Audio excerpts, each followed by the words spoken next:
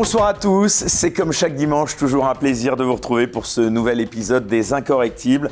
Vous êtes chaque semaine toujours plus nombreux à nous regarder, à vous abonner à notre chaîne ou à nous mettre des pouces levés et même encore mieux à nous aider si vous le pouvez financièrement. Franchement donc, un immense merci à vous. Alors c'est uniquement, je le répète, comme chaque semaine, grâce à vous que cette chaîne peut vivre. Donc continuez si vous le pouvez à nous aider. Pour cela, un seul moyen, le lien Tipeee qui s'affiche sous cette vidéo.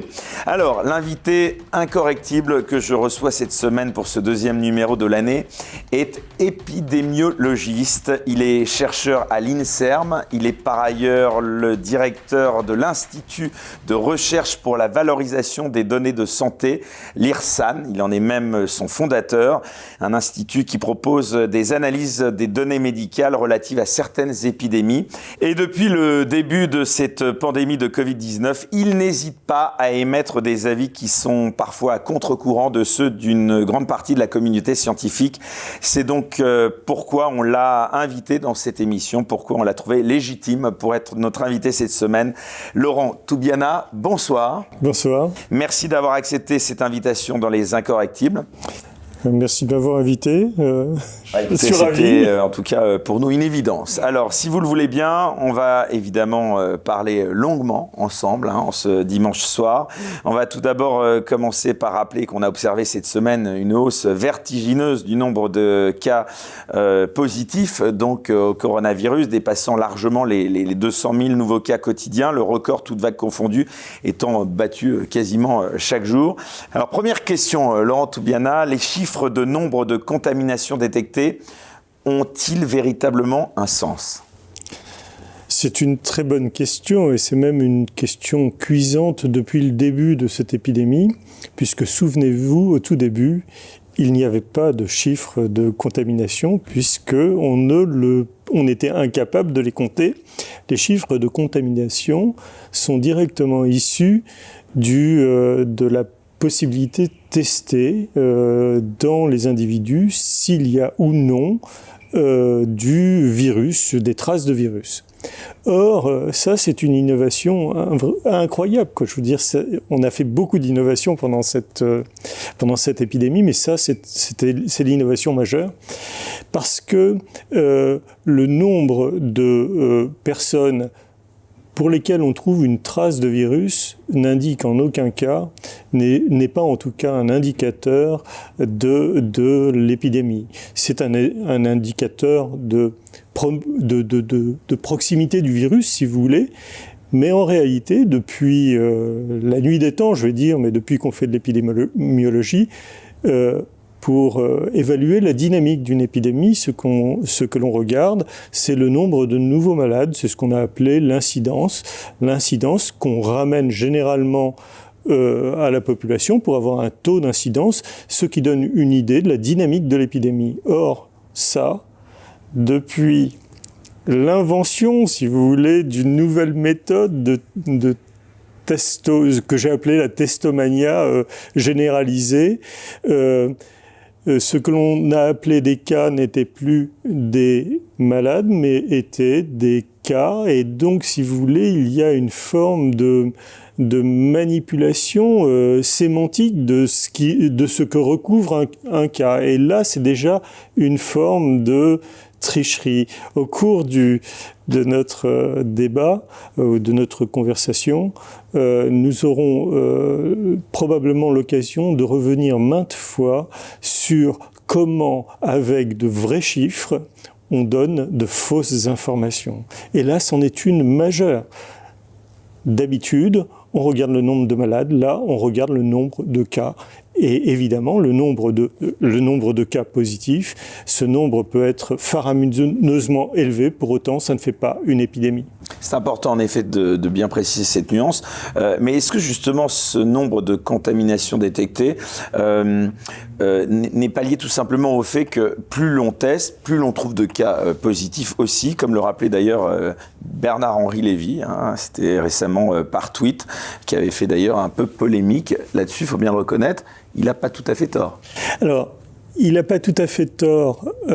C'est vrai que lorsque l'on donne un chiffre brut, mais c'est comme pour toute chose, si vous voulez, une observation en science se fait toujours dans un contexte. Lorsque vous donnez un chiffre brut, imaginons par exemple 300 000 nouveaux cas, donc ce qu'on a dit tout à l'heure, des cas positifs, eh bien si on ne le rapporte pas à la population testée, ça ne veut rien dire. Donc effectivement, comme le dit Bernard-Henri Lévy, plus on teste, plus on va trouver de chiffres. Mais ce que l'on fait habituellement, c'est que l'on rapporte à la population testée, c'est-à-dire qu'on obtient un taux de positivité au test. Et là, ça peut être constant, c'est-à-dire que plus vous allez tester, eh bien, si le taux reste constant, vous allez tester beaucoup de monde, mais vous aurez autant de positivité, alors là, ça peut être beaucoup plus fiable. Or, ce que l'on a trouvé, c'est qu'en moyenne, ce taux de positivité était, lui, constant, à peu près. En valeur moyenne, c'est autour de 5%.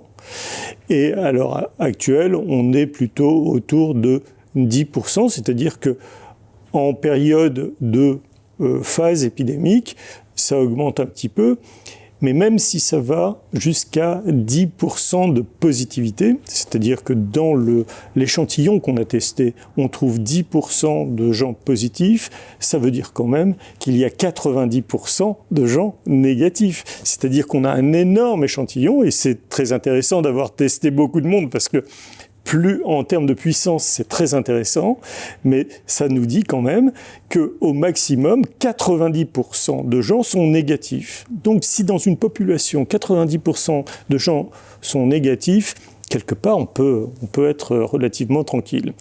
Je vais aller un tout petit peu plus loin. En réalité, ce que l'on peut faire, c'est stratifier par classe d'âge. C'est-à-dire que toutes les classes d'âge n'ont pas le même taux de positivité. Et on s'aperçoit que en stratifiant, c'est-à-dire en groupant, imaginons on va faire 2 grandes classes, les jeunes d'un côté et les personnes moins jeunes de l'autre, les moins jeunes sont importantes, puisque en général, ce sont elles qui font les formes graves. Eh bien, lorsqu'on teste ces 2 groupes-là, on s'aperçoit que chez les personnes qui sont susceptibles de faire des formes graves, le taux de positivité est très bas, il est même inférieur à la moyenne.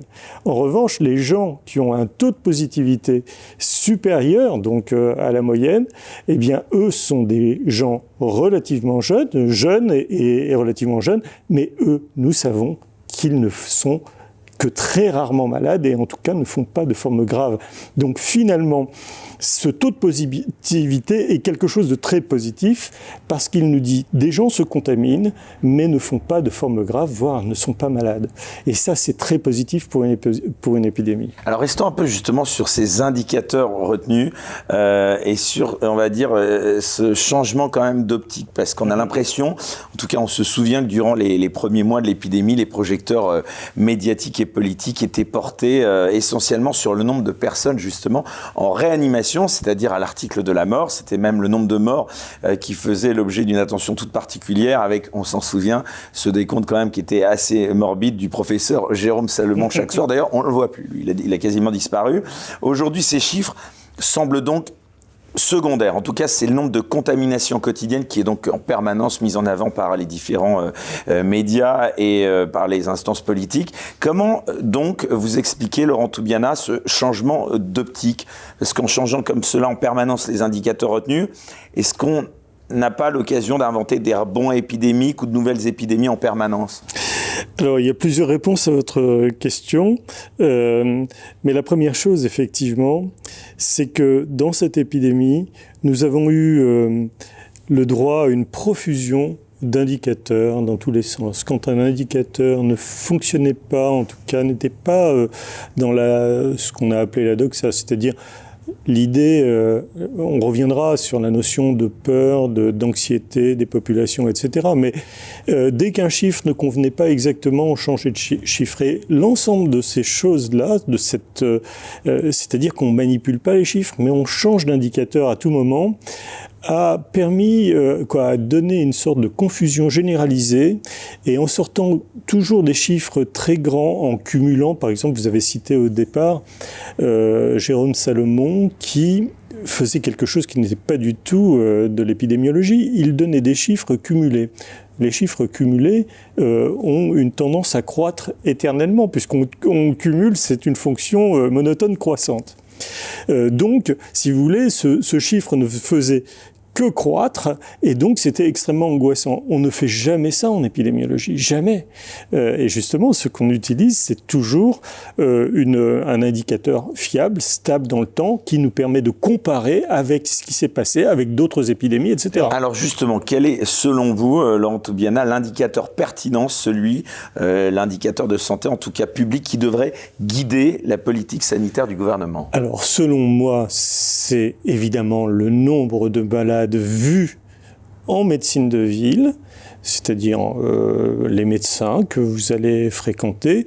Puis, on a un autre type de malade. Effectivement, il y a les gens qui vont directement à l'hôpital.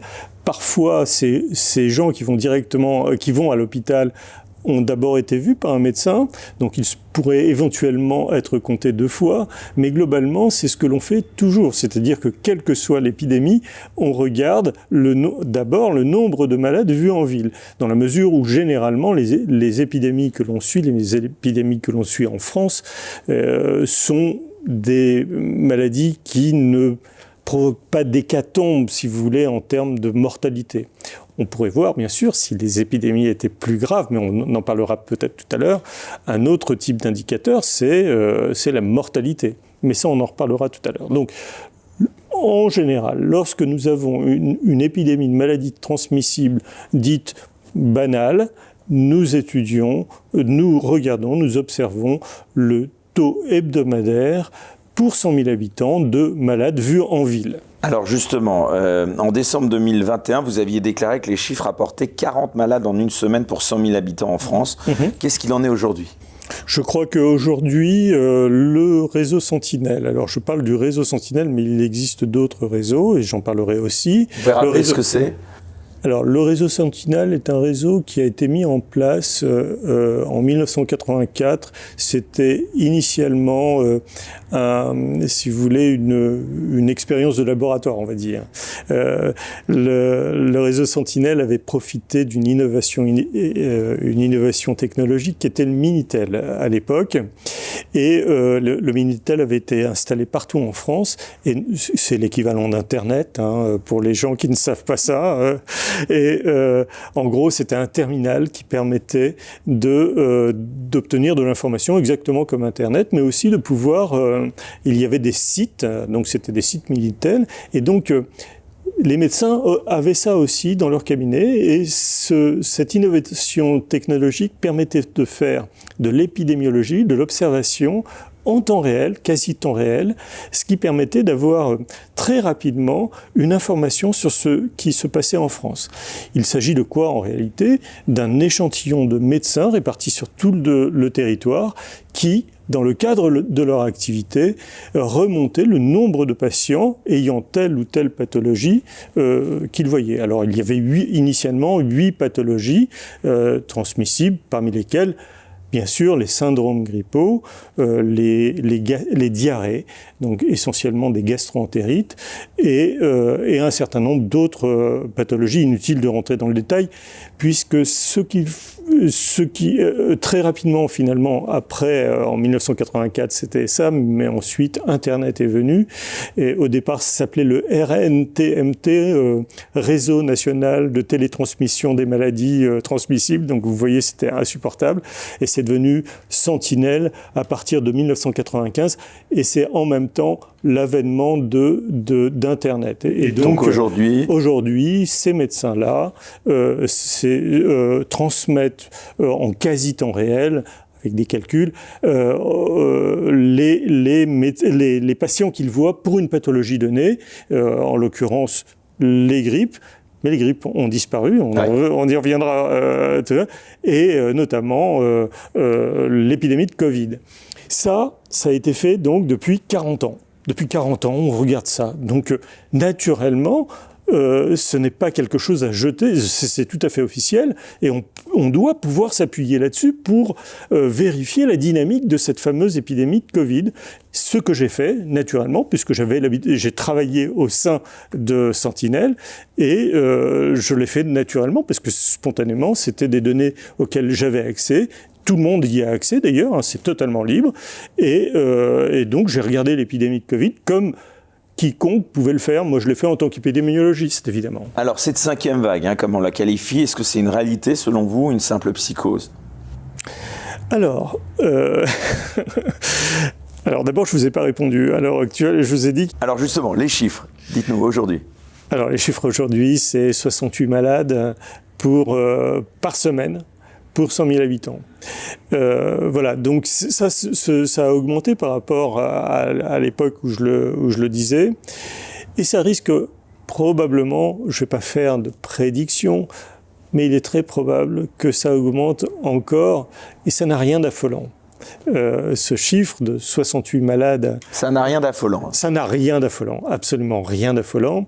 Et il faut toujours, comme je le disais tout à l'heure, donner une échelle de façon à comparer. 68 malades pour 100 000 habitants pendant une semaine, c'est très abstrait. Donc pour essayer de comprendre les grippes d'une manière générale, l'incidence moyenne pour une semaine, pendant une période épidémique de grippe, c'est autour de 300 malades pour 100 000 habitants en une semaine. 300 malades. On est bien en dessous. On est bien en dessous, bien en dessous. Au maximum, la semaine pendant laquelle il y a eu le plus de malades pendant toute la période du Covid, ça a été la semaine du 23 au 29 mars 2020. Vous vous souvenez, mars 2020, le printemps, ça arrivait, confinement, etc. La semaine pendant laquelle ça a été le plus haut, c'était 140 malades pour 100 000 habitants. 140 malades pour 100 000 habitants, c'était le pic épidémique du Covid et cette incidence-là n'a jamais été dépassée depuis. D'accord ? On en est à l'heure actuelle, je vous ai dit, autour de 65, 68, quoi. C'est-à-dire 2 fois moins à peu près 2 fois moins que cette valeur-là. Mais cette valeur-là était très inférieure à ce que l'on atteint en général avec des épidémies de grippe. En général, les épidémies de grippe, c'est autour de 500-600 malades au moment du pic par semaine pour 100 000 habitants. Donc, vous voyez, très 600 malades pour la grippe, pour lequel on ne fait rien d'exceptionnel, 140 malades pour le Covid au maximum, pour lequel on met en place des mesures, mais du jamais vu. On parlait d'innovation en termes de mesures, là, c'en est une autre. On a créé des mesures qui, finalement, alors les conséquences qu'elles ont sont terribles, on pourra en revenir, mais complètement disproportionnées par rapport à la réalité de l'épidémie, là. Alors Martin Hirsch a récemment, donc on le rappelle, le patron de la PHP, ordonné de nouvelles déprogrammations massives d'opérations dans les hôpitaux. La crise, donc là c'est important que vous le disiez, est-ce qu'elle est vraiment si grave qu'on nous la présente ?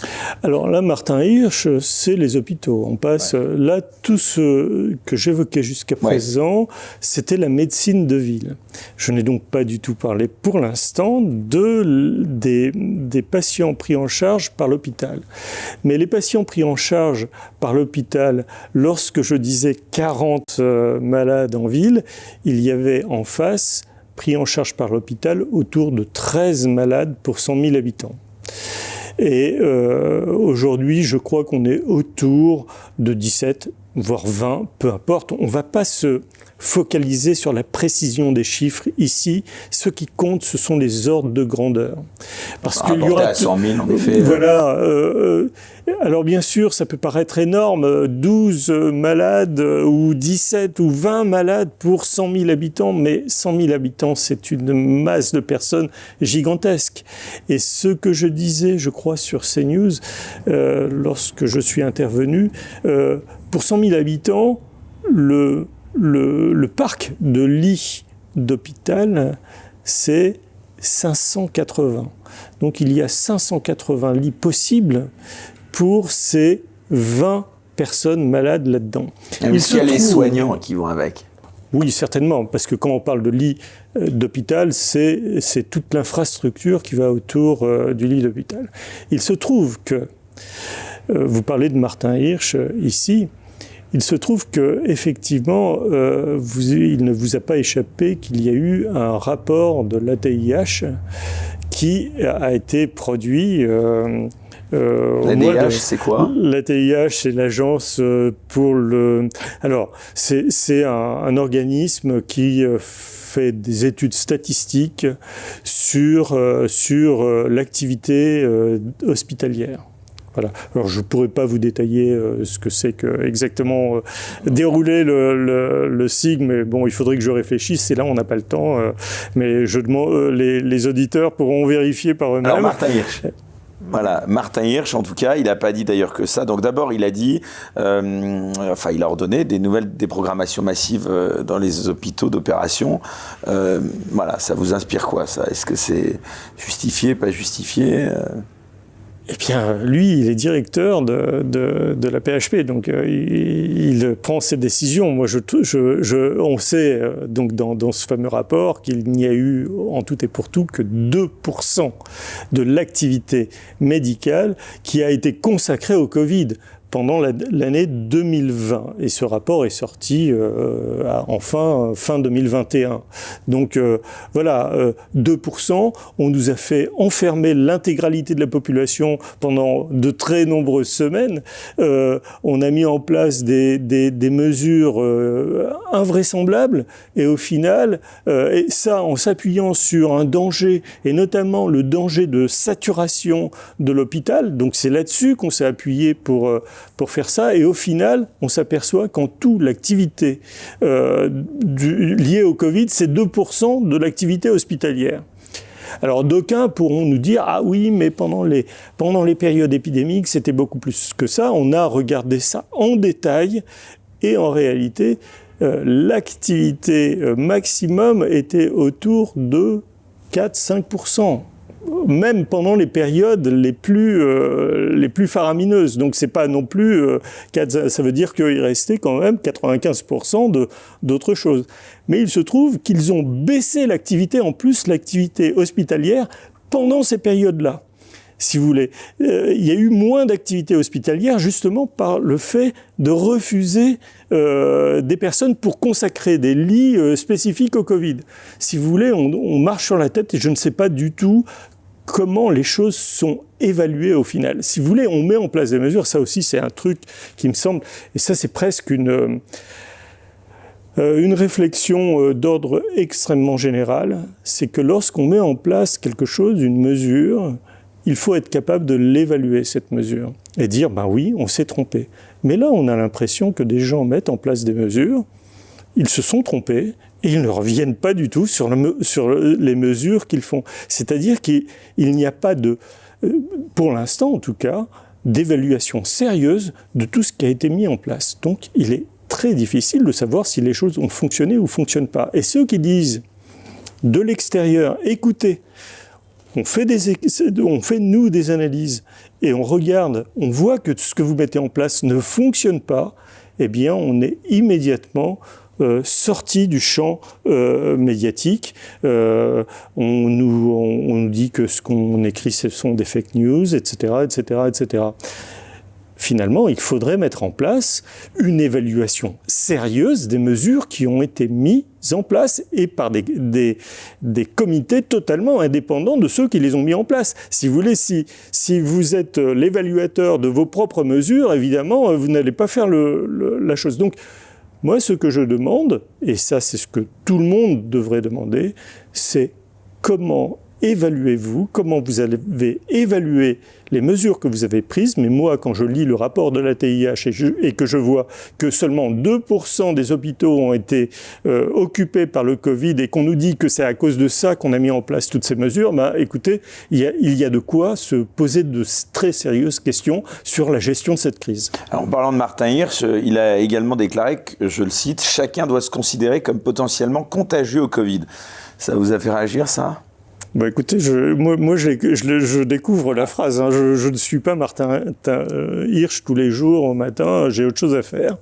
Donc, il nous dit que chacun doit se considérer comme potentiellement contagieux au Covid. Bah non, puisqu'on fait des tests à tire-larigot et qu'on s'aperçoit que 90% de la population ne l'est pas, justement, n'est pas porteur du... Donc, il faudrait savoir, on se sert de chiffres pour faire peur à la population, mais quand ces chiffres disent exactement le contraire, là, on vous dit, ah bah vous êtes quand même contagieux, vous savez, soyons sérieux 2 minutes, je ne remets pas en question le sérieux de ces gens-là.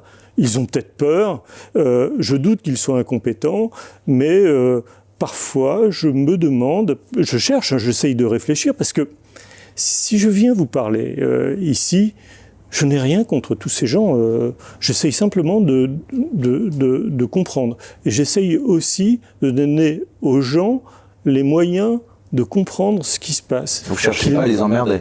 Sûrement pas, mais sûrement pas. Au contraire, ni eux, ni personne. Mon but est simplement d'essayer de donner les moyens de comprendre ce qui se passe. C'est ça le but. Lorsque vous ne voulez pas avoir le nez dans le guidon et ne rien comprendre à ce qui se passe, vous empêchez les gens de réfléchir. Et malheureusement, empêcher les gens de réfléchir, au bout d'un moment, ils se réfugient dans une sorte de peur. Et on leur dit de faire n'importe quoi, ils sont capables d'accepter ça. Voilà la situation où il me semble que nous sommes arrivés. Alors Laurent Toubiana, donc je le rappelle, donc vous êtes épidémiologiste. Justement, c'est intéressant d'avoir votre réflexion sur justement ce qu'il se passe. Qu'est-ce que vous pensez également de cette déclaration de l'état d'urgence sanitaire dans les départements et territoires d'outre-mer, notamment en Guadeloupe, en Guyane, à Mayotte, Saint-Martin et Saint-Barthélemy? Plus généralement, cette notion d'état d'urgence sanitaire, elle vous inspire quoi? Est-ce qu'elle a réellement un sens selon vous? Écoutez, il me semble avoir presque déjà répondu à cette question.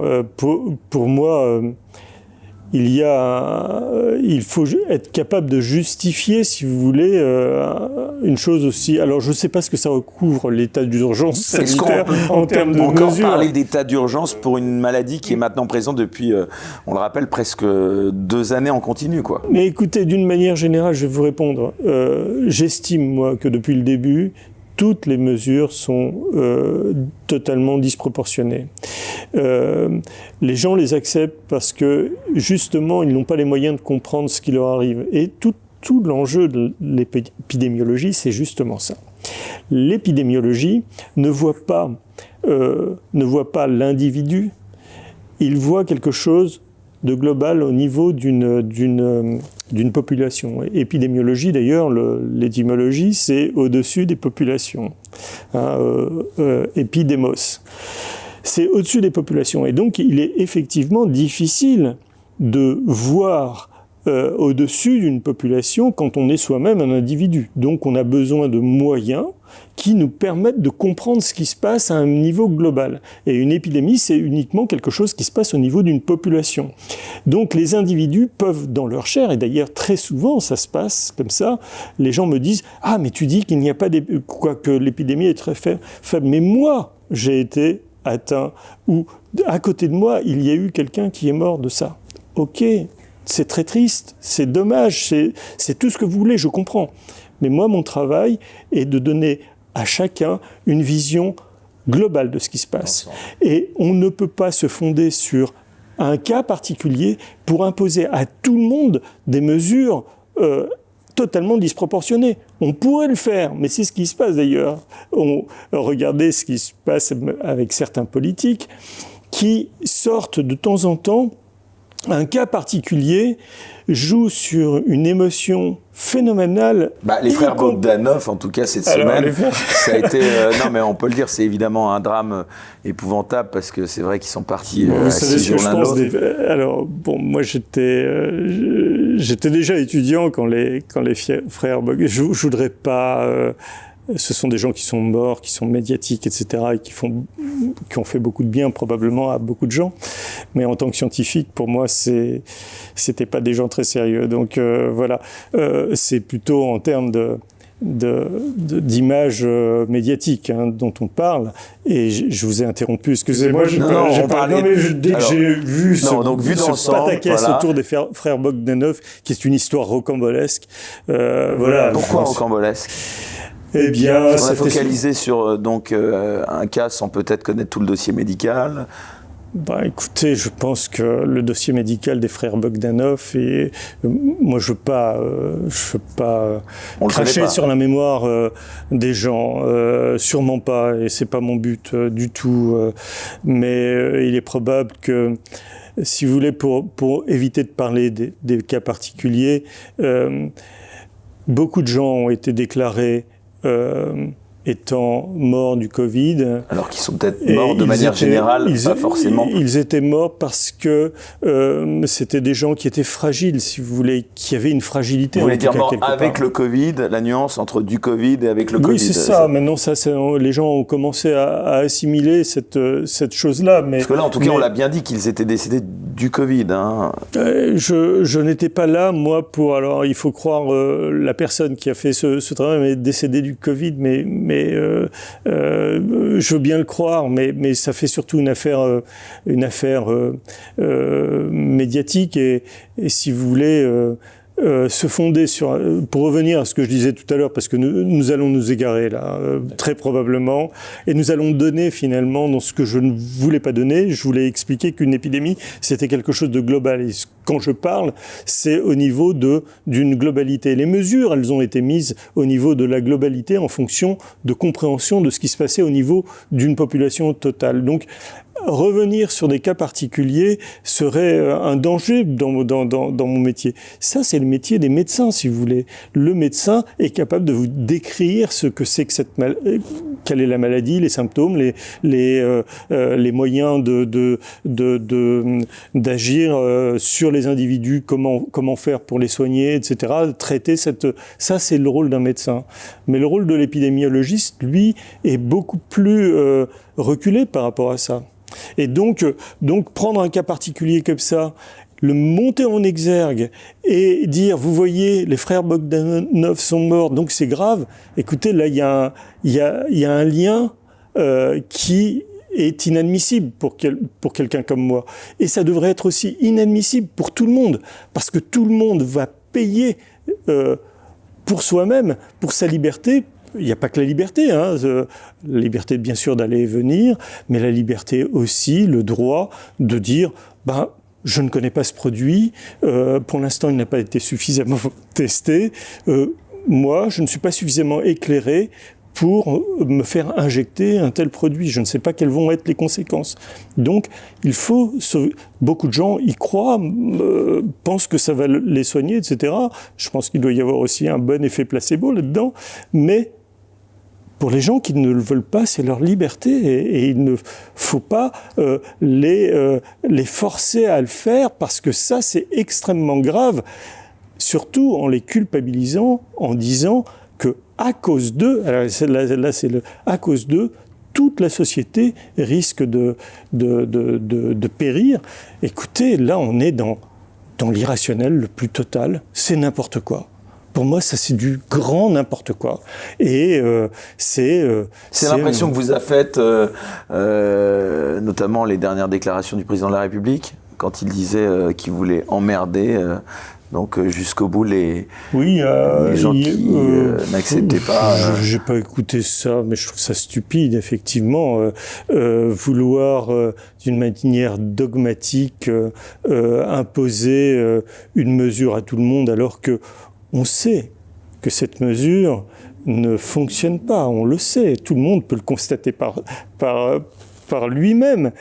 Cette mesure était censée normalement nous protéger définitivement de ce virus. On a bien vu que ça n'était pas le cas. C'est-à-dire que c'est pas très grave, ce virus. Encore une fois, mais en tout cas, atténuerait les formes graves. Si vous voulez, je parlais de l'évaluation tout à l'heure. On vous dit, on met en place une mesure et vous allez voir. Tout ira bien pour vous, c'est-à-dire pas de contamination, pas de maladie, etc. Et l'évaluation, c'est de dire, voilà, avant il y avait, je mets en place une mesure, et maintenant il n'y a plus. Normalement, c'est ça. Et puis il y a toujours, tout le monde peut le constater. Donc la mesure ne fonctionne pas. C'est ça l'évaluation. En fait, il faudrait faire une évaluation sérieuse et scientifique. D'accord ? Mais tout le monde peut faire de visu le constat que ce machin ne fonctionne pas. Donc pourquoi vouloir l'imposer à tout le monde puisque ça ne fonctionne pas ? Et on veut l'imposer à tout le monde en utilisant des moyens mais complètement fous. C'est-à-dire en disant attention, c'est à cause de vous que ça ne marche pas. Mais attendez, on se moque du monde, là, mais carrément. 90%, plus de 90% de la population adulte est vaccinée. Donc, il reste quoi ? 10% de la population ? Ça veut dire qu'avec 10%, on va contaminer le reste de trucs. Non, ça ne tient pas du tout. D'autant que les gens qui disent ça n'ont pas fait justement d'épidémiologie et apparemment et de dynamique des épidémies. On sait très bien que un taux de couverture bien inférieur à celui-ci, si ça fonctionnait, arrêterait l'épidémie. D'ailleurs, bon, là, on peut aller beaucoup plus loin. Alors, c'est intéressant vraiment tout ce que vous dites, Laurent Toubiana, parce que donc plusieurs questions à présent. D'abord, je parlais de l'état d'urgence de manière générale.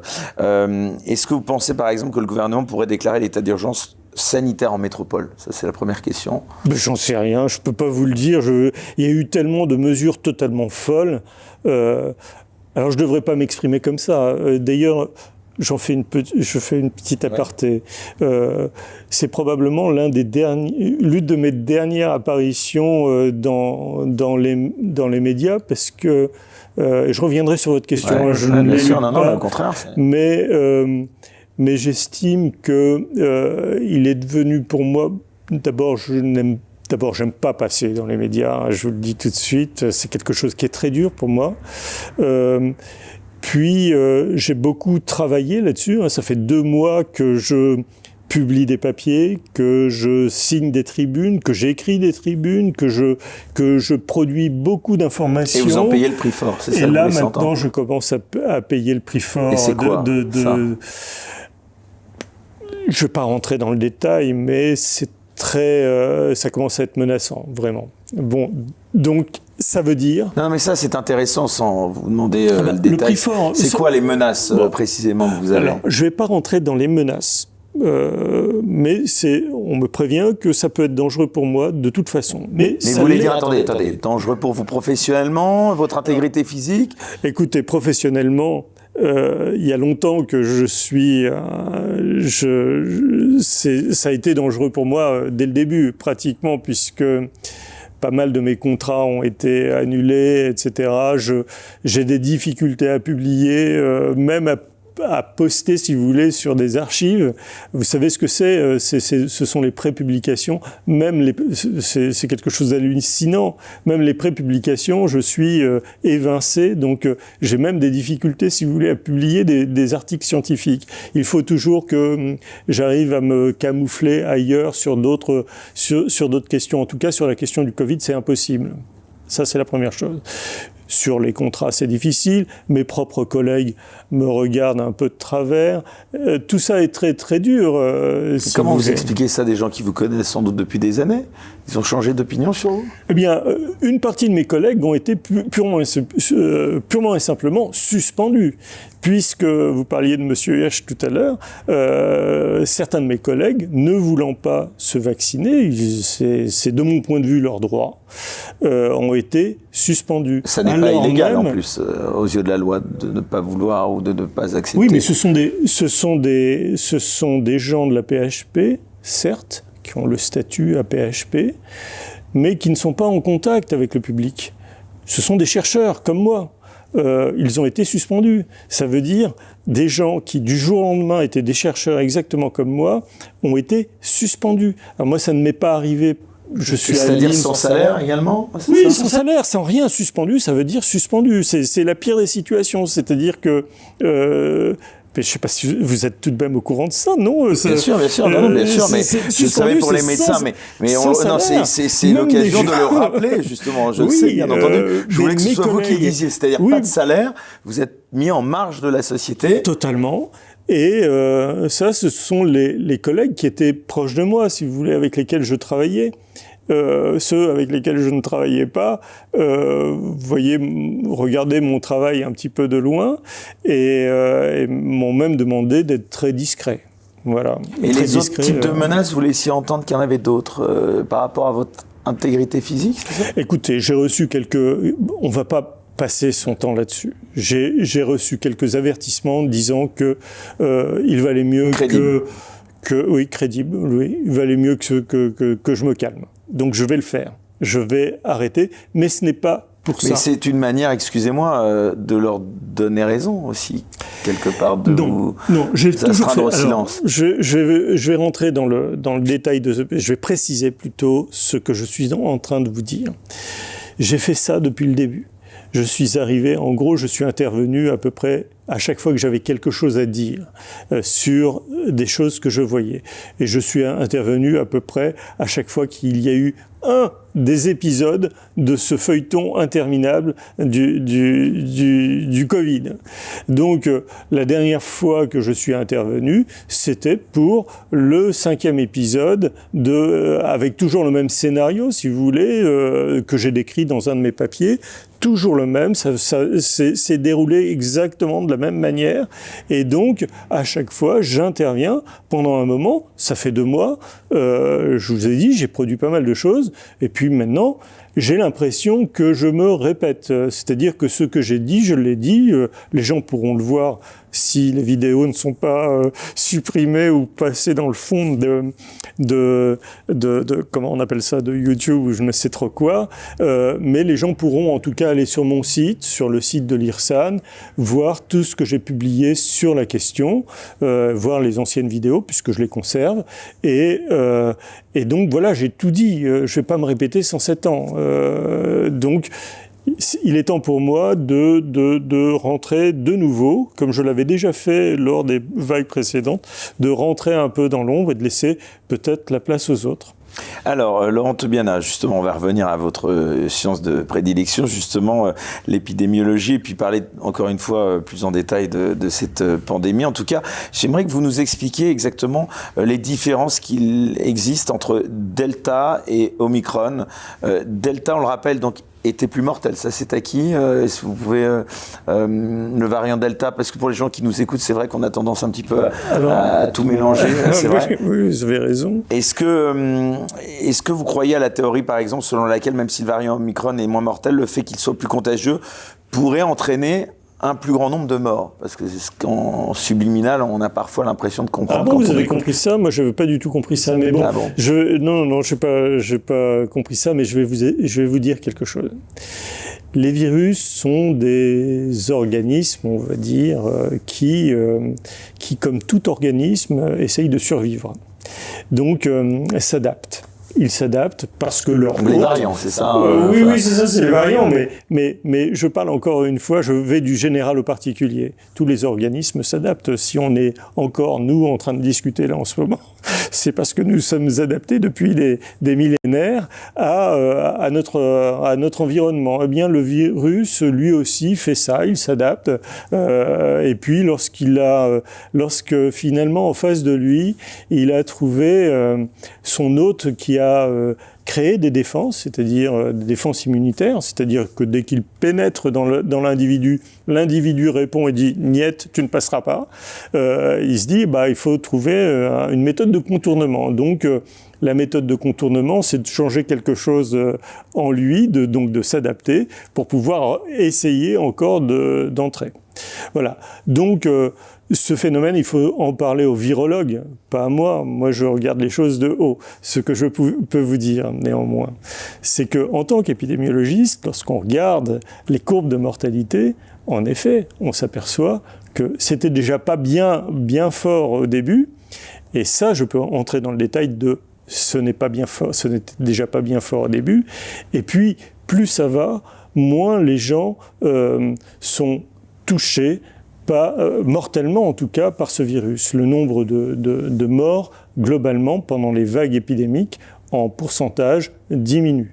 Donc on pourrait hâtivement en conclure que finalement, ce virus est peut-être plus contagieux, mais moins mortel.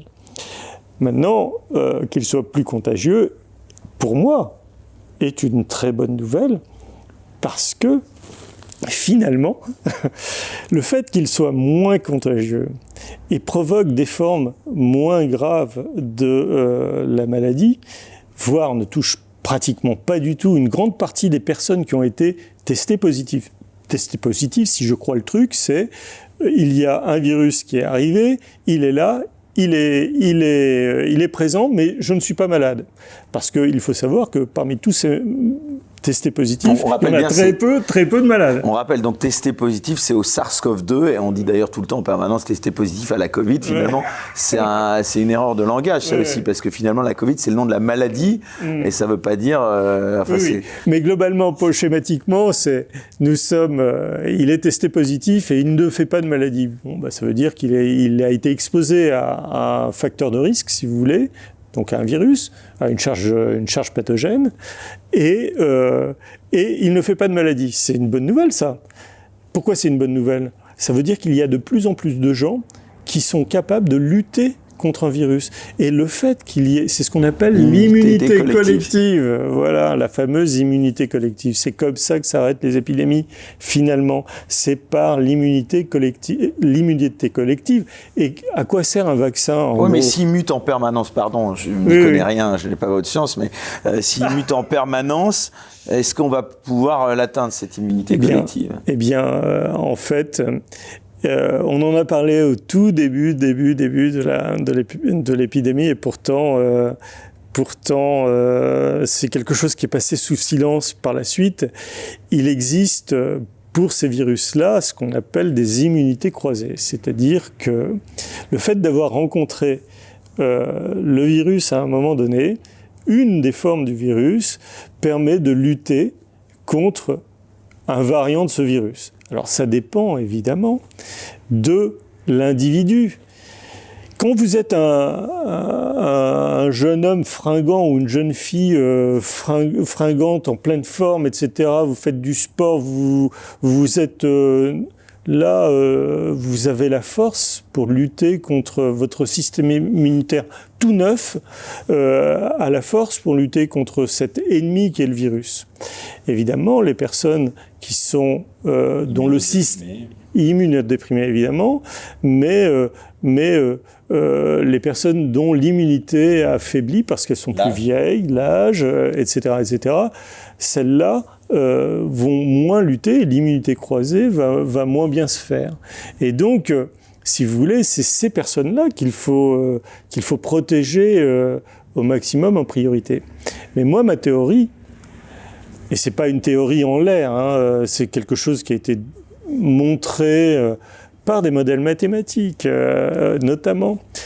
Donc la théorie, c'est que globalement, on a eu la chance de s'apercevoir très tôt que ce virus-là s'attaquait très faiblement aux populations jeunes.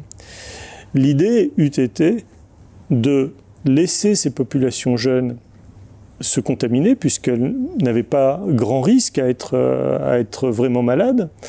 Et le fait d'avoir constitué, si vous voulez, une immunité collective suffisamment grande aurait protégé les personnes susceptibles de faire une forme grave de la maladie.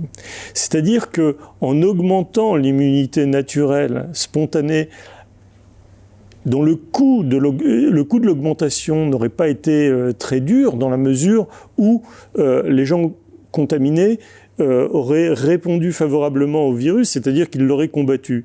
Ce coup, sans faire un vrai malade, eh bien ça aurait permis de stopper l'épidémie. On a fait exactement le contraire. Au moment où le virus est arrivé, on a enfermé les gens ensemble et on les a empêchés de se contaminer. Donc du coup, dès qu'on a relâché ces gens-là dans la nature, ils ont continué à se contaminer. Puis après, on leur a dit mettez des masques et puis vaccinez-vous. Et on a vu que le vaccin, en aucun cas, créait une immunité collective stable et forte. Donc voilà, tout le schéma est développé ici. En Suède, notamment, ils ont suivi ce que je viens de dire, c'est-à-dire que c'était un épidémiologiste qui était à la tête de la santé en Suède et il a suivi exactement cette technique et ils n'ont pas été, ils ont fait globalement la même chose que nous, sans mettre aucune mesure pharaonique que nous avons mise. Alors pardon, excusez-moi de revenir encore à cette nuance, s'il y a plusieurs variants justement, le problème demeure quand même malgré tout. Enfin, non, parce que on serait protégé de manière générale par rapport à tous les variants, avec cette immunité collective. Les fameux variants. Alors il faut se méfier. D'abord, est-ce qu'il faut s'attendre à des variants encore plus dangereux? Parce que là, on parle d'Omicron, mais bon, il y en a même un nouveau qui a été trouvé par les équipes du professeur Raoult. Si vous voulez, autour de nous, nous sommes entourés de virus de toutes sortes. Nous vivons avec les virus en permanence. Il y en a plein. Si on s'amusait à tester tous les virus, j'imagine même que si on s'était amusé à tester comme on fait à l'heure actuelle, il y a 4 ou 5 ans, on aurait trouvé des virus. Et d'ailleurs, on en trouve plein tous les hivers. Il y a toujours, d'ailleurs, ce qu'on appelle syndrome grippale, en réalité, c'est une forme clinique d'une maladie, mais en aucun cas, on va chercher exactement ce qu'il y a comme virus pour ça. En réalité, on fait, encore une fois, depuis peu d'ailleurs, depuis peu de temps, on faisait un échantillonnage pour savoir quels étaient les virus circulants. Et encore, on ne cherchait que les virus de la grippe. Mais il y a des quantités de virus qui donnent cette forme clinique-là, et parmi lesquels il y a le virus du Covid. Donc il y aura toujours des mutations de virus, il y aura toujours des trucs qui vont traîner partout, il suffit d'arrêter de les regarder, et puis vous verrez... Il est peut-être appelé à devenir un simple rhume, comme mais c'est déjà un simple rhume, soyons clairs, et même dès le départ, le tableau clinique du Covid avait été initialement confondu par les médecins avec le tableau clinique de la grippe. D'ailleurs, il codait au tout départ, et d'ailleurs il y a des publications là-dessus qui le disent, il codait Covid, il codait grippe, ce qui était en fait, a posteriori, ils ont su que c'était du Covid. Donc vous voyez que la confusion est totale entre ce qui, pour un médecin en plus, qui a l'habitude de voir des malades, entre ce qui était engendré par le virus de la grippe, en termes de tableau clinique, et ce qui était engendré par le Covid. Il y avait une confusion, et puis après, on s'est aperçu que ce virus-là faisait moins de morts pour les personnes de classe d'âge relativement jeunes, et plus de morts pour les classes d'âge supérieures. Et on s'est aperçu en fait que la maladie, on pourra parler de la mortalité, mais il y a plusieurs causes pour lesquelles il y a eu un pic de mortalité qui a été important, mais qui a fait très peur. Et probablement, c'est la peur initiale des gens qui ont mis en place ces mesures. C'est leur peur initiale, c'est pour ça qu'ils ont mis... il y a quand même, pardon de vous interrompre, mais il y a quand même des faits. Comment vous expliquez avec toute cette population, en grande majorité de Français vaccinés, qui est des contaminations croissantes? Mais les contaminations n'a pas. Là, on revient au début de notre conversation. Les contaminations. Il n'y a finalement pas d'incidence entre. Si une contamination ne donne pas de malade, mais qu'est-ce qu'on s'en fiche? Si vous voulez, on s'en fiche complètement. On est probablement donc, contaminé. Quand le président de la République et d'autres disent que ça aide à diminuer justement la transmission, le vaccin. Mais non, le vaccin en aucun cas n'aide à diminuer. Ah bah si, le président de la République l'a dit, ça, lors de ses vœux, il a dit que ça diminuait vraiment de manière drastique. Donc je ne savais pas que le président de la République était épidémiologiste, ça je ne le savais pas. Mais il est beaucoup de choses, mais il me semble qu'il s'informe pas tout à fait vers toujours les bonnes personnes. En tout cas, les personnes qui tentent de dire autre chose que ce que une forme de si vous voulez, un minimum de personnes. Bon, je vais vous dire, la dernière tribune qu'on a signée avec Laurent Mucchielli, il y avait 2500 chercheurs. On rappelle qui est Laurent Mucchielli. Alors, Laurent Mucchielli est un des sociologues avec lequel on avait coécrit la fameuse tribune « Nous ne voulons plus gouverner par la peur ». C'est comme ça, c'est à ce moment-là que nous nous sommes connus. Depuis, on a beaucoup collaboré. Dans très peu de temps, nous allons, il est responsable de l'édition d'un ouvrage commun avec d'autres chercheurs et qui va sortir incessamment justement sur la doxa du Covid. Donc c'est un sociologue très connu, il est médaille d'or du CNRS, donc voilà, quelqu'un de très bien. Mais je ne sais plus pourquoi je disais ça. Oui, on parlait du président de la République. Oui. Eh bien, si vous voulez, il y a une grande majorité de gens maintenant en France, je pense, qui, c'est pas que je pense, je le sais, qui disent exactement le contraire du conseil scientifique. Là, vous savez que il y a d'autres conseils scientifiques qui se sont mis en place pour justement donner aussi des informations sur ce qui se passait pour comprendre cette épidémie. Et finalement... Vous voulez dire qu'il n'est pas représentatif de la communauté scientifique? Pas du tout. Française. Non.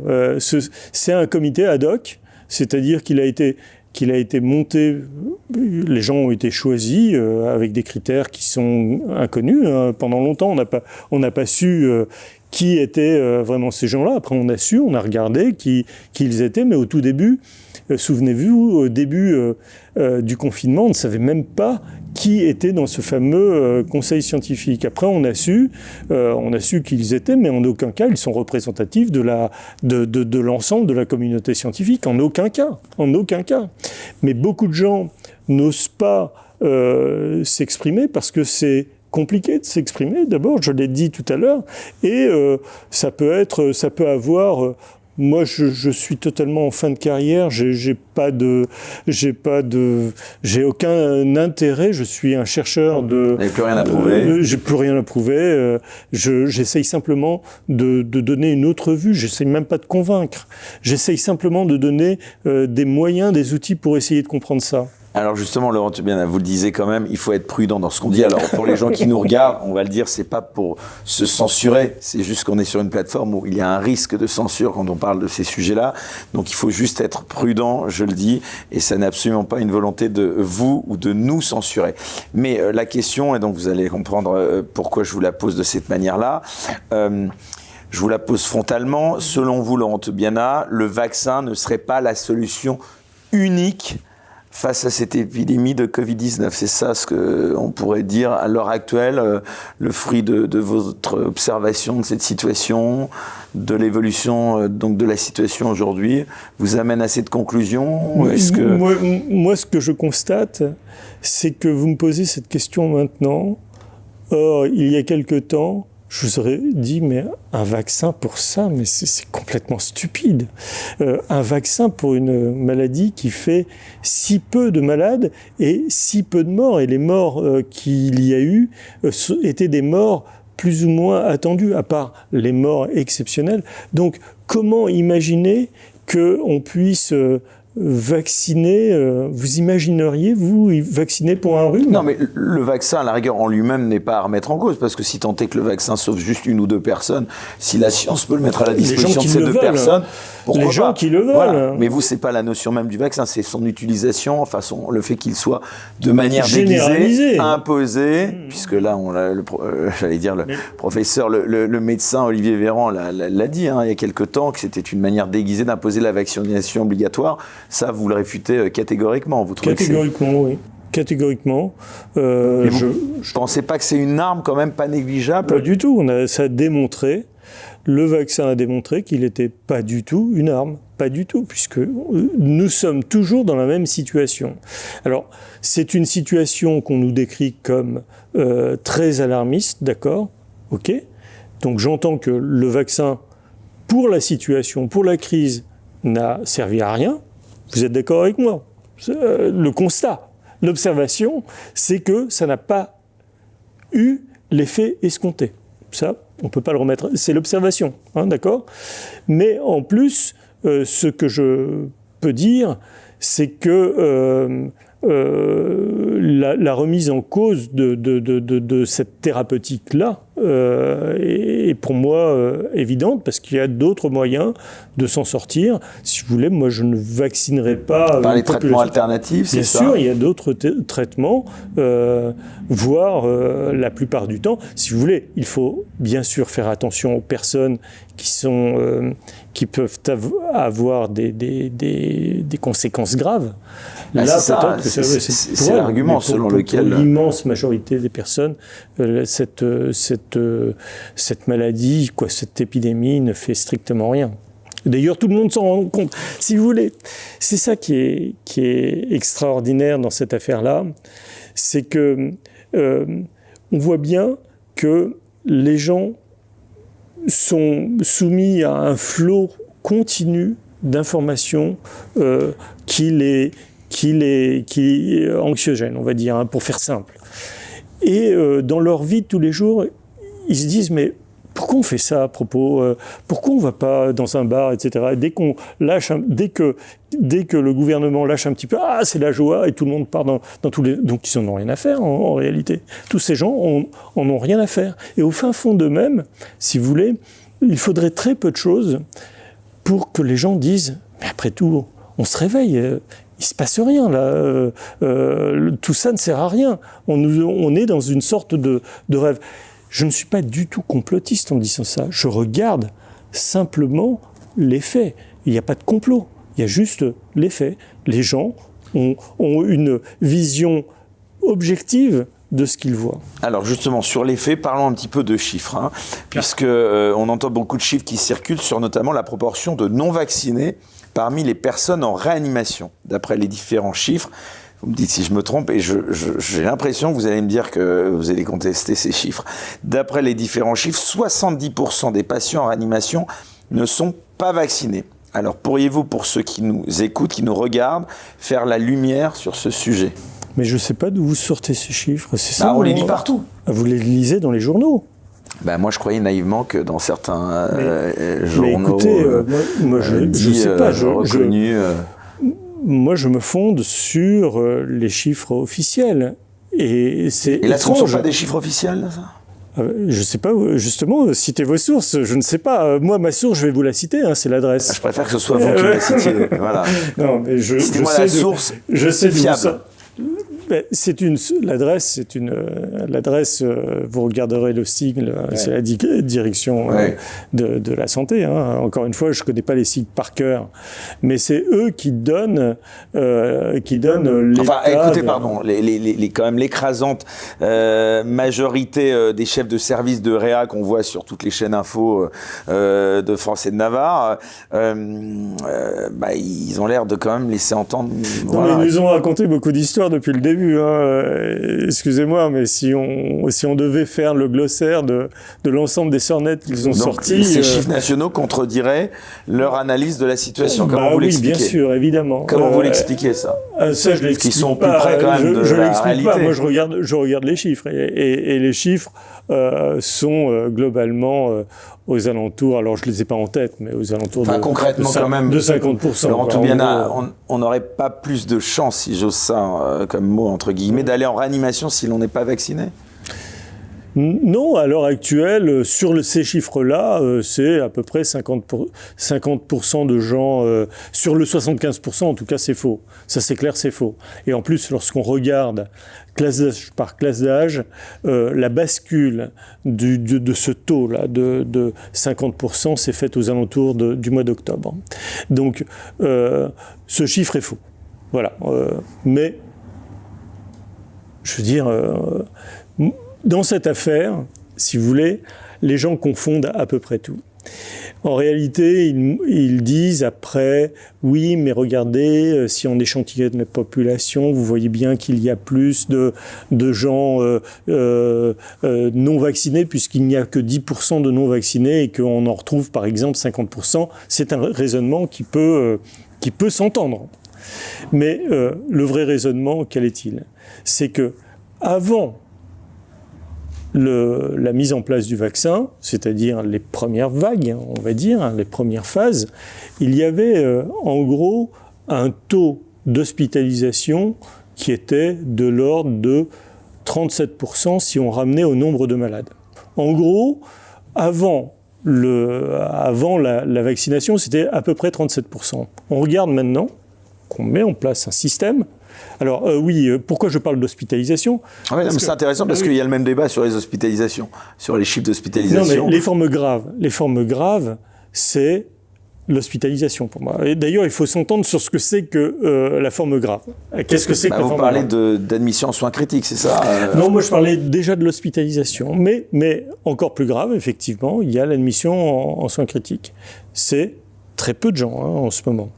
Mais si on prend comme base le nombre de malades au cours du temps, et qu'on dit, ces nombres de malades génèrent tant de formes graves, d'accord ? C'est-à-dire qu'on prend comme dénominateur le nombre de malades.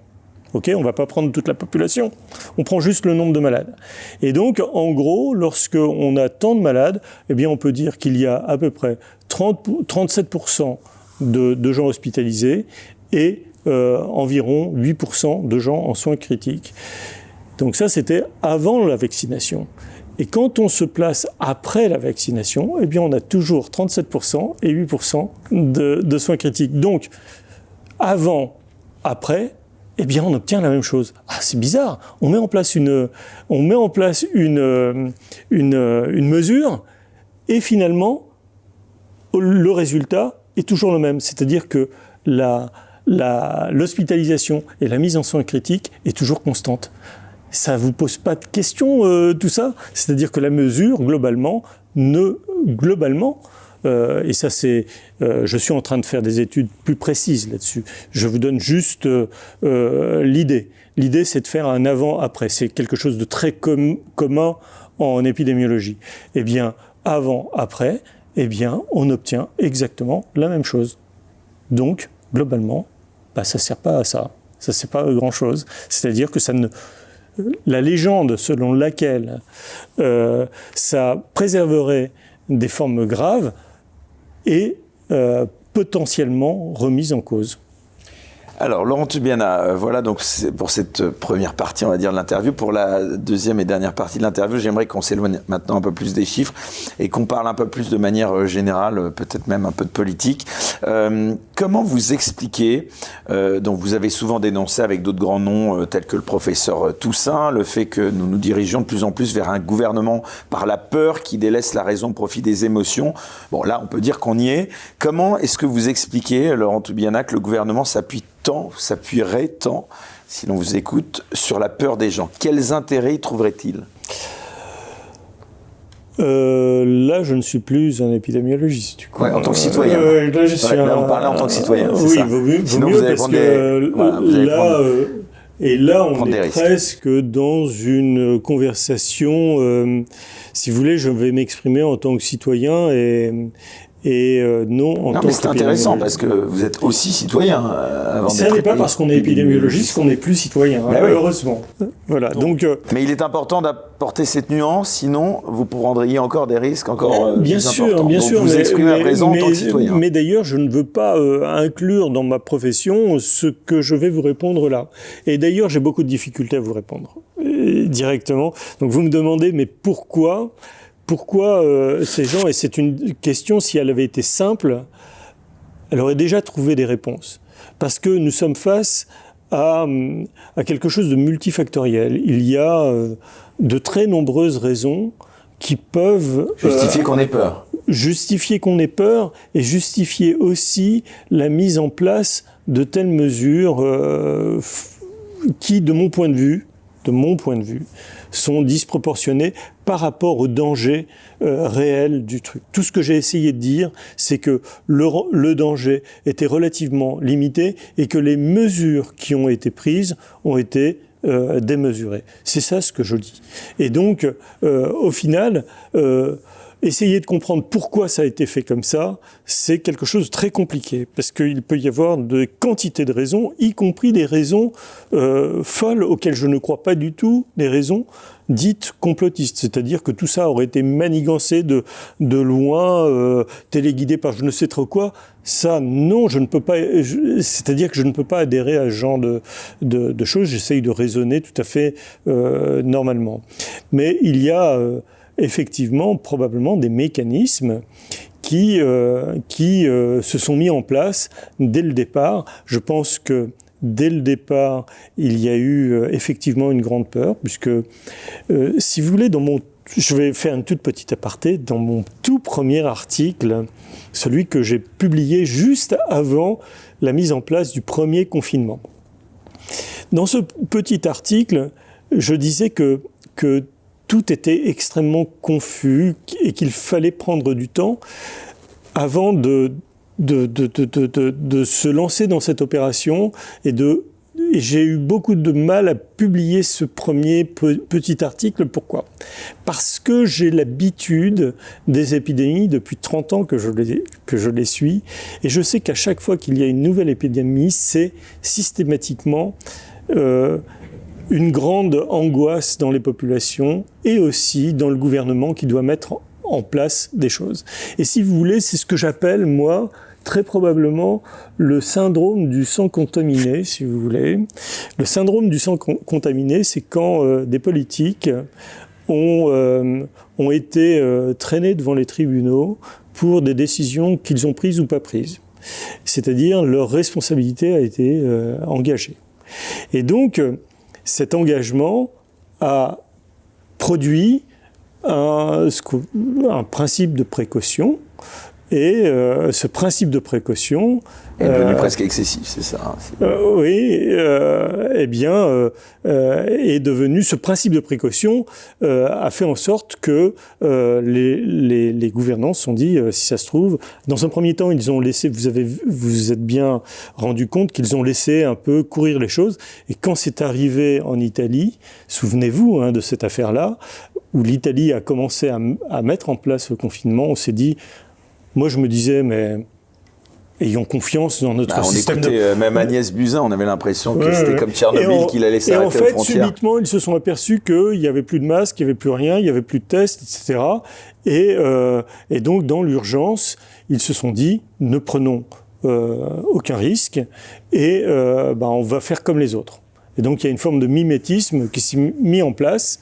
Et après, très probablement, moi, j'avais réagi à ce moment-là et j'avais dit, mais c'est complètement fou, on va pas pouvoir faire ça. Ça se passe tous les ans. Si vous voulez, les saturations d'hôpitaux ou des urgences, ça se passe tous les ans, quoi. Avec la grippe, c'est ça? Avec la grippe, on a l'habitude de ça. Et donc, je me suis dit, voilà, il faut que je prenne du recul moi-même parce que ça va être encore un scandale, ce truc-là. Et je vais encore en prendre plein la tronche. Donc j'ai l'habitude de ce truc-là parce que ça m'est arrivé. Mais objectivement, pardon, encore une fois de vous interrompre, bon, pour le gouvernement c'est une chose, mais les personnes âgées, certaines tranches de la population n'ont pas raison d'avoir peur, parce qu'il y en a peut-être certaines quand même qui ont légitimement des raisons. Mais tout le monde avait raison d'avoir peur, si vous voulez. Face à quelque chose d'inconnu, face à l'inconnu, on a raison d'avoir peur. C'est un réflexe tout à fait normal. Ensuite, quelqu'un qui est aux responsabilités a lui raison de regarder l'ensemble de la question et ne pas, si vous voulez, ne pas se référer uniquement aux plus alarmistes. Il y a parmi les épidémiologistes des gens extrêmement alarmistes parce qu'ils justifient quelque part, ça fait aussi partie du jeu, si vous voulez. Les lanceurs d'alerte, il y a une forme d'hubris dans le lanceur d'alerte, celui qui dit c'est moi qui vous préviens, et finalement, celui qui prévient prend peu de risques. Pourquoi ? Parce que quand on prévient et que le phénomène ne se passe pas, on le dit, bah oui, ils nous ont prévenus, on a mis en place les choses. Et si ça se produit, le lanceur d'alerte dit, je vous avais prévenu et vous n'avez rien fait. Donc, à tous les coups, il gagne. La personne, dans mon cas, qui dit, écoutez, ça va se calmer, cette personne-là prend tous les risques. Parce que si le phénomène arrive vraiment, eh bien, on va lui dire, ouais, quoi, tu as été rassuriste. Et voilà ce qui se passe. Ce qu'on a dit de vous, d'ailleurs. Oui, c'est ce qu'on a dit de moi. Et en réalité, il s'était pas passé grand-chose. J'avais dit, il y aura pas une deuxième vague. En effet, il y a eu une deuxième vague de tests. Vous regrettez pas certains de vos propos? Absolument pas. Absolument pas. Il y avait une confusion, si vous voulez, de la même manière qu'il y a une confusion actuellement.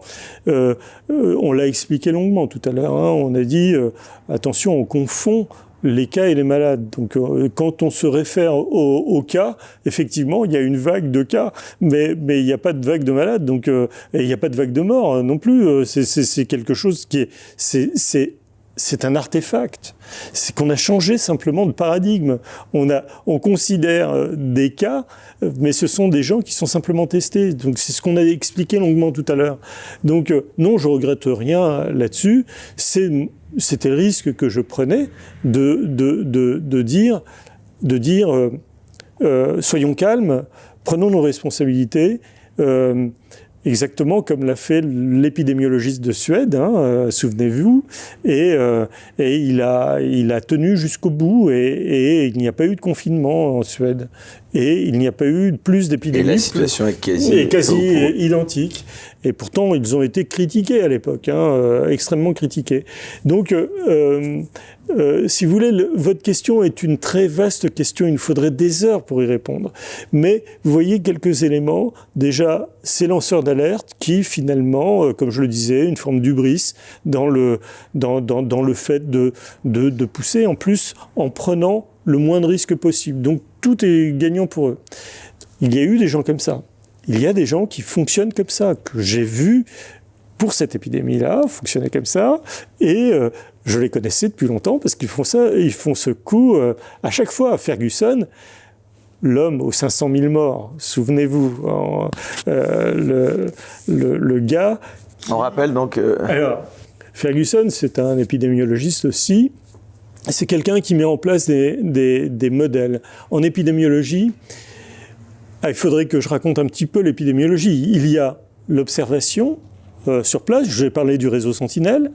Ensuite, on rapatrie les données, on les traite, et puis après, on fait des courbes et on arrive à dire, oui, il y a ça, c'est l'épidémiologie descriptive. On décrit ce qui se passe.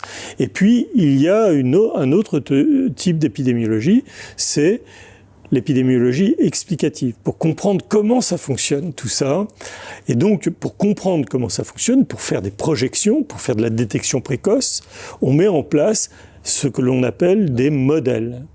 Ces modèles permettent de simuler la réalité, c'est-à-dire, c'est plus la réalité, mais ils sont inspirés, ces modèles, ils calquent la réalité en simplifiant évidemment, énormément, toute la complexité de ce qu'est une épidémie. Donc en simplifiant les choses, on peut se dire, voilà, la forme de l'épidémie aura telle forme, etc. Et c'est sur la base de ces modèles-là, très simples, qu'on appelle donc des modèles explicatifs. Pardon, le professeur Rao, qui n'est pas épidémiologiste, en avait fait lui aussi des modèles, et là-dessus, il n'avait pas eu raison, surtout a priori quand même.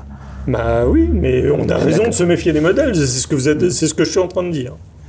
On a tout à fait raison de se méfier des modèles. Les modèles sont faits pour comprendre les phénomènes, mais en aucun cas, ils sont faits pour prendre des décisions graves, telles que confiner l'intégralité d'une population en disant, si vous ne faites rien, il y aura 500 000 morts supplémentaires. Mais est-ce que c'est pas mieux de faire justement parfois, par excès, peut-être trop de choses, plutôt que de ne rien faire du tout? C'est-à-dire, dans le doute, prévoit le pire. Mais vous vous rendez compte ce que ça veut dire? C'est le principe, c'est en Sionas, c'est le principe de précaution poussé à l'extrême, je veux dire à la folie. Et le principe de précaution ne s'applique pas à ça. En réalité, le principe de précaution s'applique aux technologies que l'on met en place, qui peuvent produire des risques. Et d'ailleurs, la technologie qu'on a mis en place, c'était justement le vaccin, parce que c'est une technologie, le vaccin. Et donc là, c'est ça qui est complètement incompréhensible, c'est que dans un premier temps, on a voulu prendre aucun risque, et lorsqu'on met en place une technologie qu'on n'a pas tout à fait testée, là, on est capable de prendre des risques gigantesques. Comment expliquer ce genre de choses. Le docteur Marty, non, il dit que le fait qu'il y ait presque 1 milliard de gens qui aient été vaccinés, ça apporte des milliers d'années de recul. Bah oui, mais le docteur Marty, que je ne connais pas, qui est probablement épidémiologiste, c'est ça? Non.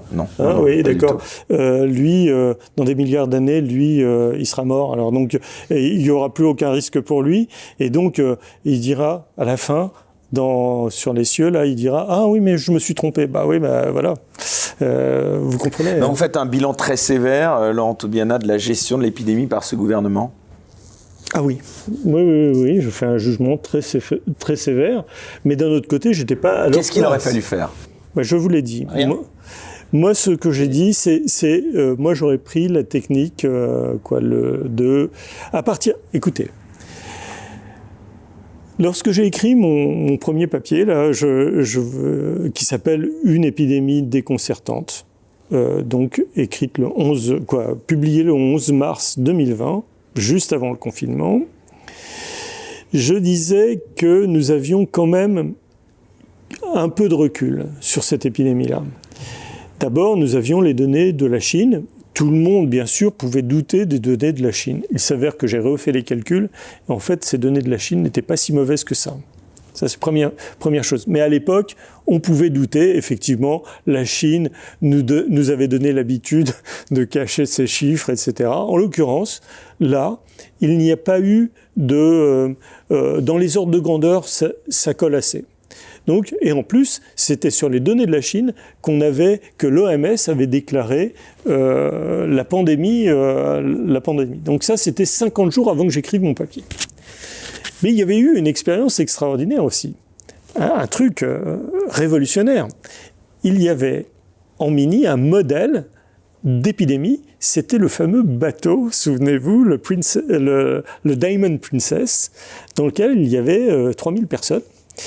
Et très rapidement, il y a eu des publications là-dessus pour savoir ce qui s'était passé dans ce bateau, etc. C'était magnifique, ce truc, puisque c'était un petit monde, si vous voulez.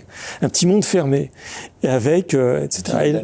Un tout petit modèle, mais un modèle avec des vrais gens, pas avec des équations différentielles, etc. C'était un vrai modèle physique. Et donc, là-dessus, on a eu des paramètres et on a pu regarder. Et d'ailleurs, moi, sur ces paramètres, je me suis dit, essayons de faire une modélisation statistique, du coup, de ce qui va se passer. Et puis, avec mes connaissances des épidémies que je connaissais bien, c'est-à-dire la grippe, je me suis dit, c'est le même mode de transmission, etc., etc. Voilà, le pic va arriver à ce moment-là. Pof, il est arrivé exactement comme je l'avais prévu. Et donc, je me suis dit, cette épidémie, elle est tout à fait standard. Et ce que j'ai pu faire, moi, comme raisonnement, je ne comprends pas que d'autres n'aient pas pu le faire. Comment vous l'expliquez? J'en sais rien, mais je n'en sais rien. Je ne sais pas. Alors, je l'explique parce qu'il n'y a pas tant d'épidémiologistes que ça en France. Vous savez, il y en a combien? Je ne serais pas capable de vous le dire. J'ai été membre du conseil scientifique de l'INSERM et à l'époque, on se plaignait beaucoup que la santé publique était le parent pauvre de la recherche médicale. Et puis au sein de la santé publique, il y avait un parent encore plus pauvre, c'était l'épidémiologie. Alors je ne sais pas combien il y a de chercheurs en France en épidémiologie, ça doit représenter, je ne sais pas, c'est très peu. De toute façon, comment vous expliquez que vous soyez quand même relativement isolé, pardon, Laurent Toubiana, mais parmi les autres épidémiologistes, on ne les entend pas de peur de s'exprimer. Il y en a qui ont peur de s'exprimer, qui vous disent ça, et qui n'ont pas dans les coulisses, qui n'ont pas envie de, qui n'ont pas. Et puis, écoutez, dans la recherche, il y a quand même, c'est pas nouveau, il y a une forme de conformisme. Le conformisme, c'est probablement l'une des clés, si vous voulez, de toute cette crise. C'est le principe de conformité. C'est-à-dire, ça a été décrit par des psys et des philosophes qui expliquent que c'est assez facile à comprendre, que en gros, il est très difficile de dire non, de dire tiens, je vais faire différemment, tiens, je vais tenir un discours qui soit complètement différent, je me trompe peut-être, etc. C'est quelque chose qui n'est pas facile à faire. Et puis, il y a des risques. Donc, je pense que personne n'a envie de prendre ce risque. Et puis, il y a des risques pour votre carrière. Et les conséquences peuvent être énormes. C'est la raison pour laquelle, probablement, les gens qui sont intervenus, le plus fort, le plus souvent, sont des gens relativement âgés. Alors, parce qu'ils ont, bien sûr, le recul. L'histoire et le recul est très important, quel que soit le domaine.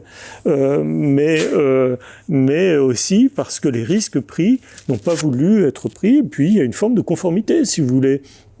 Ce que les uns pensent, je vais essayer de penser à peu près comme eux. Et d'ailleurs, si vous voulez, c'est fractal. C'est valable à un niveau individuel, c'est valable au niveau d'un groupe, et voire c'est valable au niveau des nations. Et on a vu ici se conformer les nations les unes aux autres. Là encore très récemment, on nous a dit l'Italie, très récemment, donc l'Italie va rendre obligatoire la vaccination pour le plus de 50 ans. Il faut entendre derrière, vous savez qu'en France, ça peut vous arriver aussi. Et à chaque fois, on va chercher dans un autre pays. Le pass vaccinal, il est passé cette semaine. Voilà, ça. Et puis, donc cette conformité, si vous voulez, s'appuie par un moteur extrêmement fort qui est justement la peur. La peur permet d'accepter, de se conformer aux choses. Et puis, derrière, nous avons des gens qui se disent, avec la blouse blanche, qui se disent « Écoutez, nous avons tout compris et nous allons vous sauver ». Ok, allez-y, sauvez-nous. En tout cas, il y a une réalité, c'est que là, pour revenir au plan politique, malgré la pandémie, plus de 5700 lits d'hospitalisation complètes ont été fermés en 2020 dans les établissements de santé français. En 4 ans, Emmanuel Macron et le gouvernement ont fermé 17 900 lits, selon les chiffres avancés. Vous me demandiez mes sources par mes confrères de Libération. C'est vrai qu'on serait tenté de penser que dans un monde normal, Olivier Véran démissionnerait, Emmanuel Macron ne pourrait même pas songer à se représenter. Comment vous expliquez ça ? Alors, moi, je ne peux pas l'expliquer. En revanche, il y a un autre chiffre. Qu'est-ce qu'il faut faire pour qu'il y ait plus de soignants, par exemple ? Vous avez une idée là-dessus, même si ce n'est pas votre domaine de spécialité ? Pour qu'il y ait plus de soins. Non, déjà, il faudrait peut-être faire revenir ceux qui ont été suspendus. Déjà, mais l'autre chose, si vous voulez, c'est que quand vous tapez sur Internet coût global de cette crise, vous obtenez, alors j'ai vu qu'un chiffre ressort tout le temps, c'est 424 milliards d'euros. On se dit, 421, c'est énorme. Mais enfin, comme on n'a aucune échelle pour comprendre ce que ça représente, c'est quelque chose de totalement abstrait. Et est-ce que les gens se sont amusés à faire la simple règle de 3 de ce que ça leur revenait à eux s'ils avaient à payer ces 524 milliards d'euros qui ont été dépensés ou qui est un manque à gagner pour la France. Ça représente pour chacun des foyers, j'ai fait le petit calcul rapidement, alors on va encore me dire que je me suis trompé sur les virgules, mais ça représente globalement 500 € tous les mois pendant 3 ans. Plus cher que la dette grecque pour les gens. Donc, si vous voulez, c'est ça, 424 milliards d'euros, c'est que chacun, dans chaque foyer, je n'ai pas divisé par des individus, pour des foyers, en gros, un foyer représente 3 personnes en France en moyenne, eh bien c'est 500 € tous les mois pendant 3 ans. C'est ça. Tous les mois. Tous les mois pendant 3 ans. Voilà, c'est ça ce que ça représente. Donc vous voyez l'abstraction, il faut quand même la ramener à son échelle. Attendez, pour être bien sûr, donc je vous fais répéter, cette crise, donc selon vos calculs, coûterait donc à chaque foyer français 500 € par mois depuis 3 ans.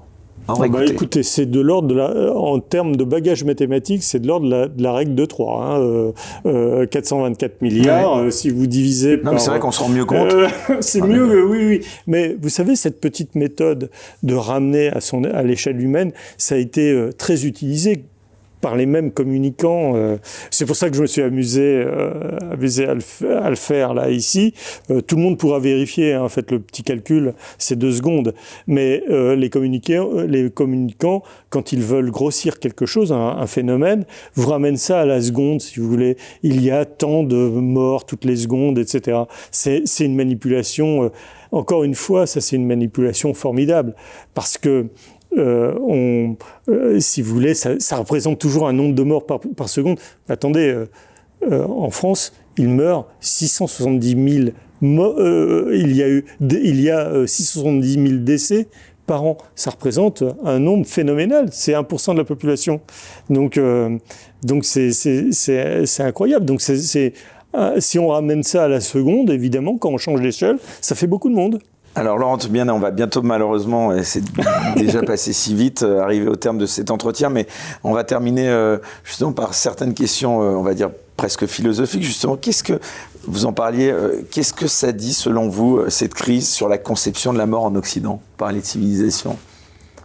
Oui, là on change carrément de carrément, registre. Bah oui, on va essayer de terminer de manière plus générale. Je pense que il me semble que moi je suis quand même quelqu'un des lumières, en tant que scientifique.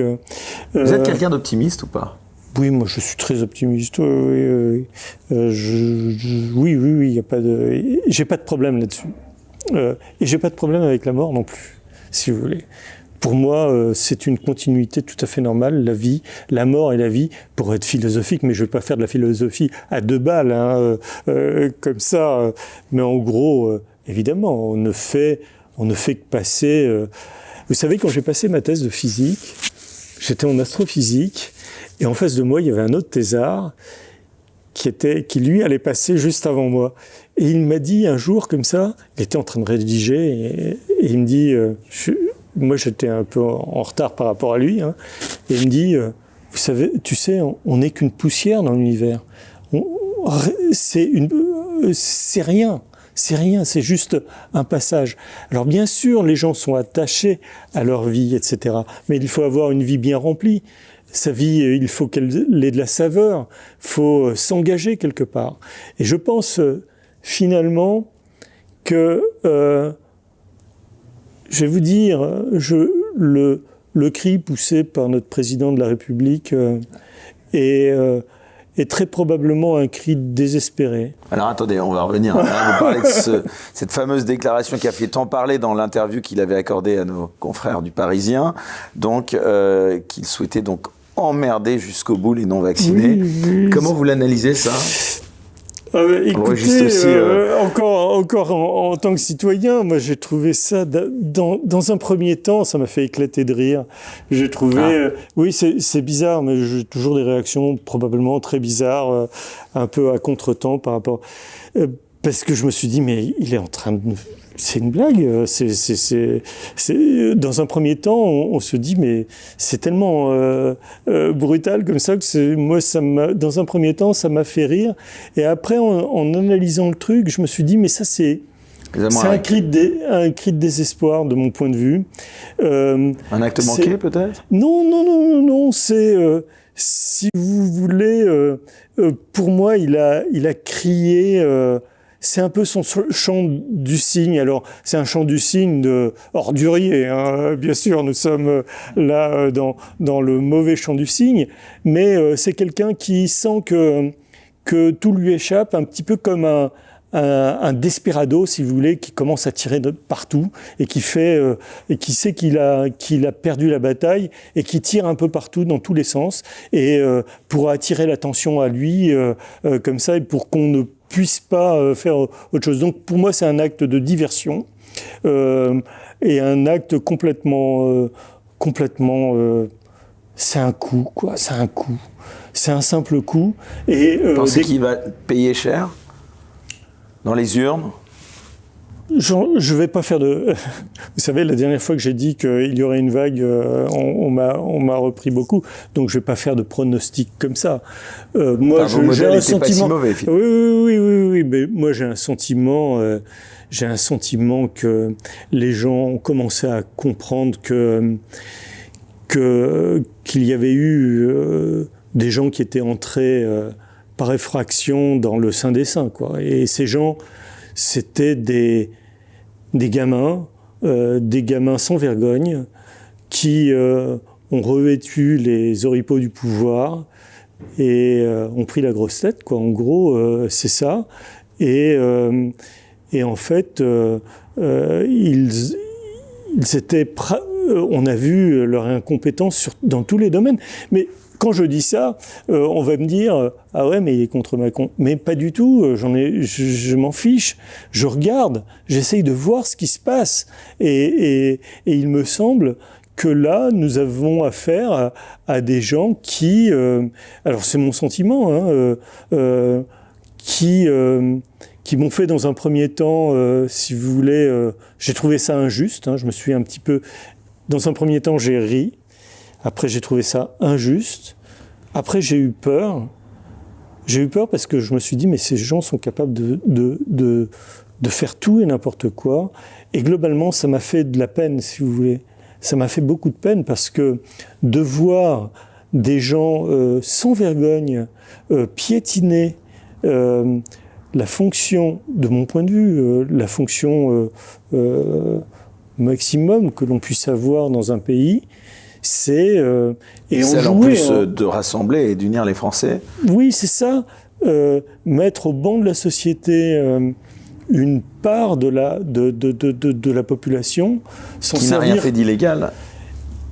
Oui, mais même indépendamment de ça, simplement séparer, si vous voulez, un président et le président de tous les Français, séparer, est pour moi un acte pas possible, c'est contraire à la fonction. Donc il n'est pas en tant que candidat, là, il est en tant que président de la République et il veut conserver, en plus il est président maintenant de l'Union européenne. Comment est-ce possible ? Comment peut-il mettre au banc de la société une partie de la population ? C'est pour moi, donc ça m'a fait de la peine, si vous voulez. Voilà mes sentiments, je vous les ai décrits, j'ai ri, j'ai trouvé ça injuste, j'ai eu peur. Et de la colère quand même aussi, un petit peu, on le sent. En tout cas, pour terminer, deux questions. D'abord, Laurent Tubiana, j'aimerais vous demander, vous qui êtes quand même un fin observateur de ce qui se passe au niveau quand même médical aussi en France, qu'est-ce que vous pensez de l'état de la recherche médicale en France ? On n'a pas eu l'impression qu'elle était si compétente, hein. Le vaccin, en l'occurrence, quoi qu'on en pense, on n'était pas en pointe là-dessus. On a pourtant l'Institut... Enfin, on a quand même Pasteur. Comment vous expliquez que là-dessus, on a une industrie pharmaceutique immense. Hein. Comment vous expliquez qu'on ait peut-être loupé le coche là-dessus ? Je suis alors là, je dois vous le dire, je suis incompétent sur je ne peux pas répondre à cette question-là. C'est pas que je n'ai pas envie de répondre. Hein, vous avez vu, j'ai répondu à tout. Non, mais là, je m'aventurerai dans un domaine qui m'échappe. Comment se fait-il ? La France est un pays merveilleux pour moi. Donc, elle a des capacités incroyables dans tous les domaines. Donc, il y a pas de problème. Vous savez, il faut quand même croire au hasard. Il y a des moments où on a de la chance, des moments où il n'y a pas de chance. Parfois, on provoque la chance. Parfois, on provoque on provoque des choses qu'il ne faut pas faire. Ce sont des méfaits. On peut toujours se rattraper. C'est pas terminé. L'histoire n'est pas terminée, pas du tout. On peut toujours trouver un moyen de s'en sortir. Donc, vous voyez, je suis très... Terminer avec un message d'espoir. Mais oui, bien sûr. Mais d'ailleurs, toute mon action, depuis le début, a été d'essayer de donner aux gens la possibilité de réfléchir par eux-mêmes et sortir complètement de ce truc, de cette pathologie mentale, si vous voulez. Là, on est dans un autre truc. Donc, oui, bien sûr, j'ai un espoir formidable pour mes concitoyens. Pour moi, il n'y a pas de problème. Eh bien, écoutez, ce sera le mot de la fin. En tout cas, merci beaucoup, Laurent Tubiana. Juste peut-être préciser le site dont vous parliez, si on peut retrouver vos anciennes vidéos. De l'IRSAN. Vous tapez simplement IRSAN.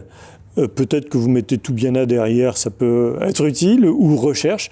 et vous tomberez dessus. Puis après, il y a des liens qui permettent d'aller sur le site spécifique pour le Covid, où il y a de belles courbes, où j'explique tout ce que je fais, où tout est référencé. Et c'est accessible au plus grand nombre? Ah, mais c'est libre. Mais c'est compréhensible par le plus grand nombre, c'est ça que je voulais dire. Oui, on donne des explications sur ce que l'on fait, mais il y a même des petits messages. Vous pouvez aussi dire ah bah je comprends pas si. Il y a beaucoup de gens qui m'écrivent, énormément de gens qui me disent ah bah ça c'est pas tout à fait vrai, etc. Vous savez vos 500 € de tout à l'heure, vous avez fait une erreur de calcul. Bon, eh ben, écoutez, voilà, on verra. beaucoup de gens m'écrivent. Je pense qu'il va y en avoir beaucoup et il doit y en avoir beaucoup qui vont avoir envie de vous écrire. Merci beaucoup Laurent Toubiana d'avoir accepté donc notre invitation dans les Incorrectibles. D'autant plus c'est une des dernières interviews, en tout cas pour le moment, que vous acceptez de donner. Alors si vous avez apprécié cette émission, vous le savez, n'hésitez pas à vous abonner, à mettre un pouce levé. Et si vous le souhaitez et que vous pouvez le faire, bien sûr, à nous aider financièrement via le lien Tipeee sous cette vidéo.